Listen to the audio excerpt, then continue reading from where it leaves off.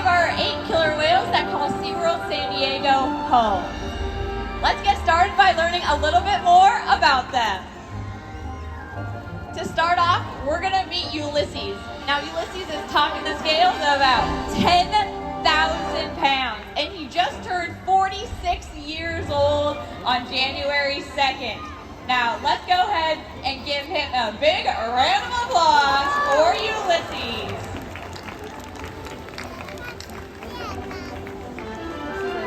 Next up, we have Makani. Now, Makani was born right here at SeaWorld San Diego, and he's about to turn 11 years old, which makes him our youngest killer whale. Each of the whales has their own personality, and Makani is very sweet, very smart, and just a little bit sassy. Now, last but not least, we're going to meet Keet.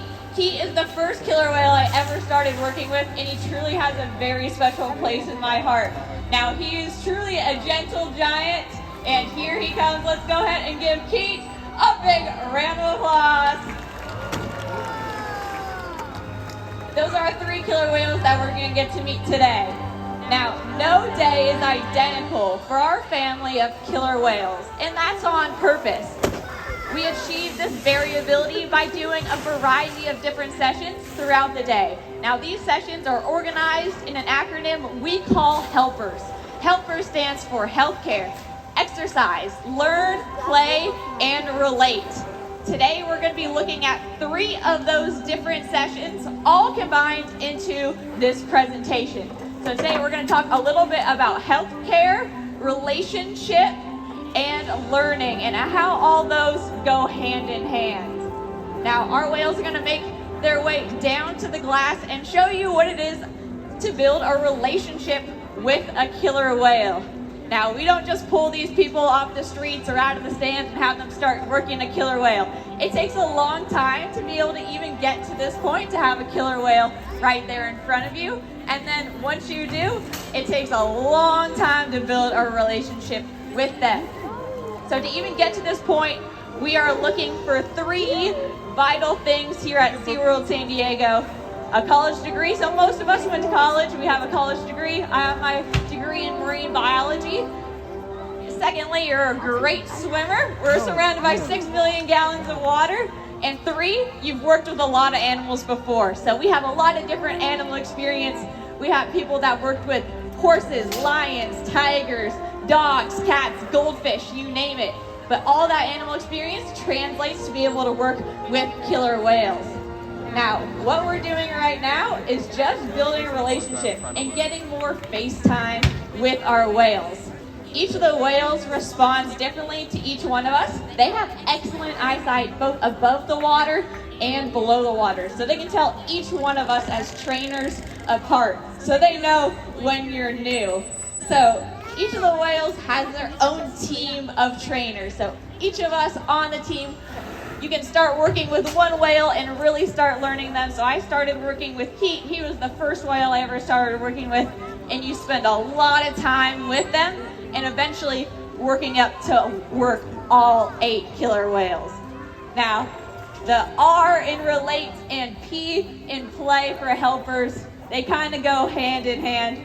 We do have a lot of time playing with the whales and getting to learn their likes and dislikes. Just like us, each whale is completely different. They have their own personality. They have their own likes and dislikes. So you might see Makani getting those snowballs. We literally have a shaved ice machine without the flavors, unfortunately, but we can make those shaved ice snowballs. He loves those.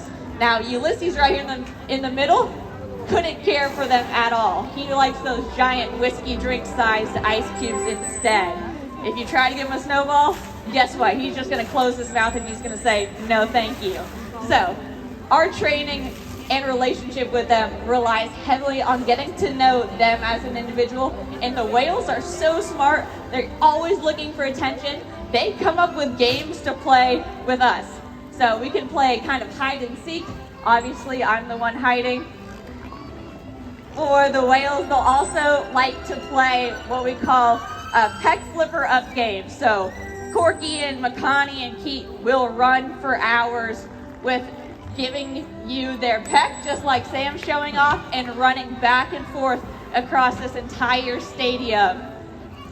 This is what these guys will do with each other to build relationships. So when we see whales hanging out together or sitting next to each other, that means that they have a very tight relationship and they're swimming close to each other. Just like the people you came here with, you're sitting next to each other a little bit closer than the strangers next to you. All right, so this is how we build a relationship with the whales. Now, once you have a strong baseline and the whales get to know you and trust you, then we can start doing some of those other really cool behaviors like healthcare. Now, healthcare takes a lot of trust and patience. You wouldn't trust a stranger at the doctor's office. You'd much rather go with your mom, right, when you're a kid. Same thing with the whales. So the whales have to trust us to be able to come over here and voluntarily participate in their own health care. So Makani and Taryn are going to help me out right here at the slide out. We're going to show you guys how we take their temperature. Now whales, they don't speak English, so they're not like your kids. They can tell you, oh, I think I have a fever, I'm sick. They're much more like a dog or a cat. So how do we take their temperature? We take it rectally, and we'll take it every single day to make sure that these guys aren't sick or running a fever or anything like that. So Taryn's going to ask him to roll over, and then we are going to take this temperature thermometer, and we're going to go ahead and ask him for a temperature. Now, healthcare encompasses a lot of different behaviors. We can brush their teeth every day. We can ask them to slide up onto a scale for a weight. We can even ask the girl whales to pee into a cup. So it's a really testament to training and that positive reinforcement that we use to be able to do all these things voluntarily.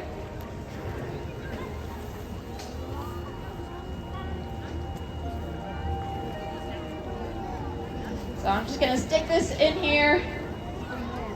He's going to sit patiently. Now, while you guys are up here with me, you can kind of notice a couple different things about the whales. So they have that different black and white coloration. You can even notice up here as well, this is their belly button right here.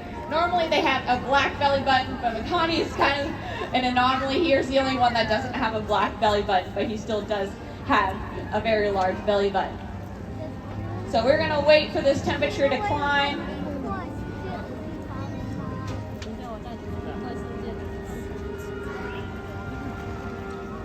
Does anyone want to guess a number? Just shout it out. 110. Not quite that high. We'll play one more colder. 21 is way too low. I heard 80. 80, you're in the strike zone. 88 is getting really close. Oh, they're zooming in on the screen. That's no fair. 90, a little smidge higher. 91. Sometimes. So Makani today, he is approaching, he is 95.6 today. So almost like a human. So I'm going to go ahead and come on out here. Good job, Makani and Taryn. And we'll do this on each of the whales every single day to make sure they're not sick or running a fever or different things like that. It's one of our diagnostic tools to make sure that our whales are healthy every single day. Now, say Makani was running a temperature today. We have a staff here that I can call, and they can come out and take a look at Makani and run a bunch of different tests. So then we can start running those higher diagnostic tests like x-rays, ultrasounds, even thermograms to figure out what might be wrong with him. And we spend so much time with them that even if their eyes squinty that day, we're kind of able to tell the difference. Now next we're going to be joined up here with Keet. Keet is going to show off a chef sample. Now that's just kind of fancy word for taking a really big breath, and we're going to capture that breath sample on this petri dish. Now this is important both for his own healthcare and for wild killer whales.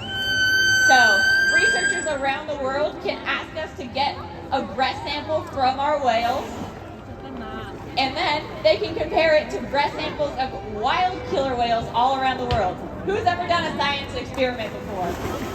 Right? You need a control group and you need an experimental group. So our whales here, we know everything about them. So they're kind of our control group.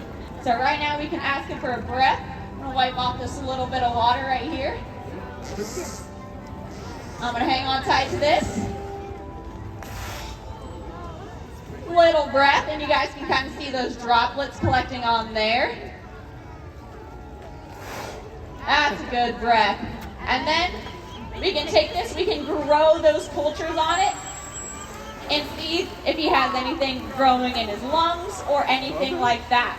But wild killer whale researchers will also use this because we do a research project here at SeaWorld as well, where we can ask our whales to swim around and we can take a giant drone with this same petri dish and fly it over the whales so the whales breathe. It'll collect on that drone petri dish. So that's how we can use it to collect wild killer whales as well. Now, we'll practice here on these guys first because when you go out in the wild, you want to make sure your drone works before you spend all that money going out there, right?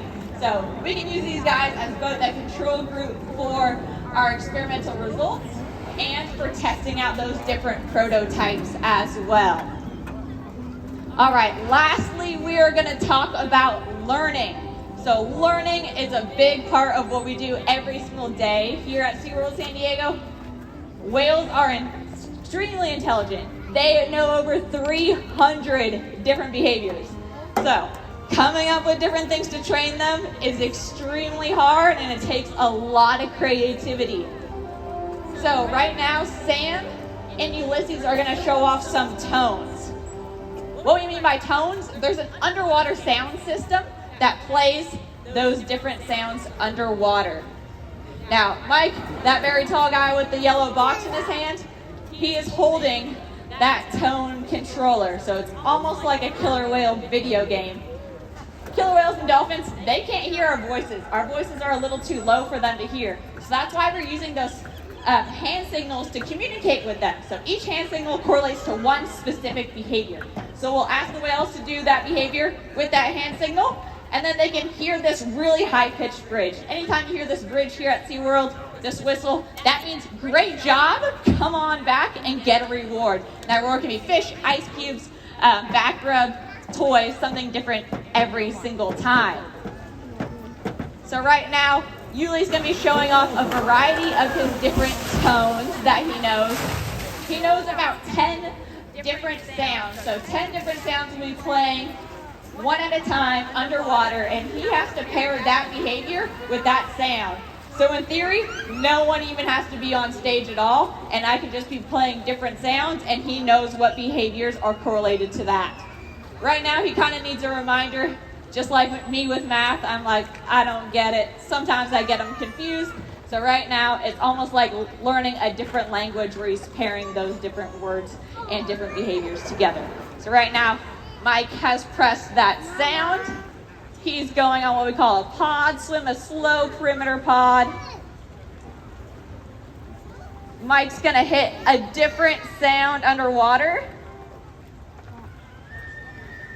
And let's see if he changes behaviors. There he goes. So notice how no one on stage even did anything, and he was able to pick up those different behaviors. That is a really great learning opportunity. So then Mike hit that sound underwater, which is our underwater whistle. He means, good job, come on back. And Sam's gonna hook him up. All right, we're gonna try one more.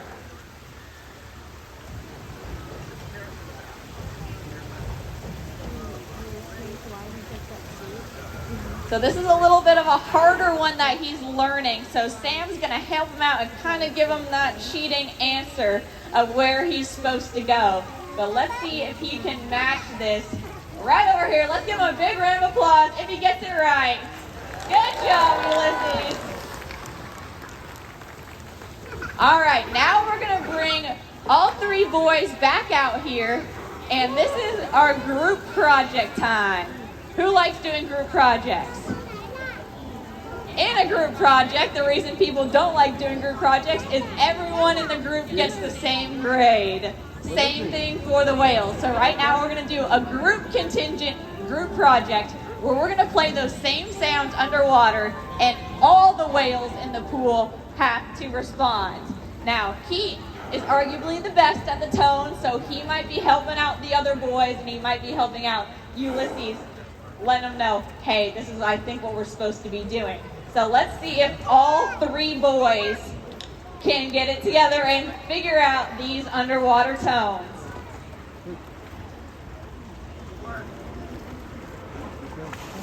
There we go, we added a squirt tone.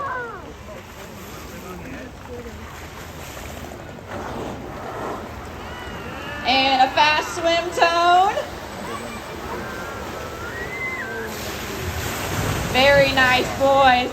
So they were able to do all three synchronized in sync and put together those three different tones. Now, I could talk about killer whales all day, but I don't think you guys came to talk about killer whales all day.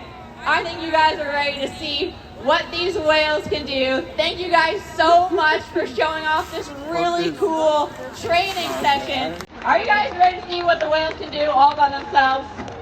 All right, take it away. Oh, God.